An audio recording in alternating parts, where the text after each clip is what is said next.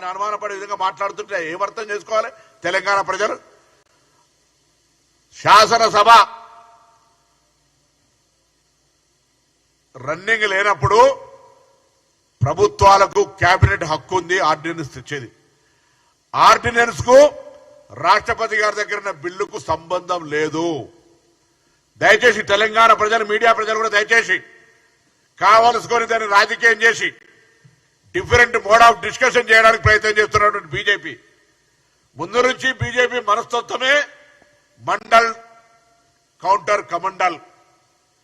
Backward class chief minister announcement, BJP అధ్యక్షుడు ఇంకొక party, ఇంకొక వ్యక్తి. వాళ్ళ విధానం అది, వాళ్ళ సిద్ధాంతం. కానీ Congress party BC, SC, ST, మైనార్టీల ఛాంపియన్, సామాజిక న్యాయానికి single care of address Congress party.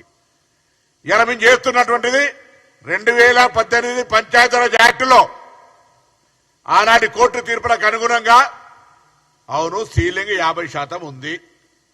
రేపు మేము 42% అమలు చేయాలంటే